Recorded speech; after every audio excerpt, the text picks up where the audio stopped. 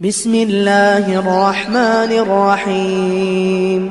قل أعوذ برب الناس، ملك الناس، إله الناس، من شر الوسواس الخناس، الذي يوسوس في صدور الناس من الجنة والناس.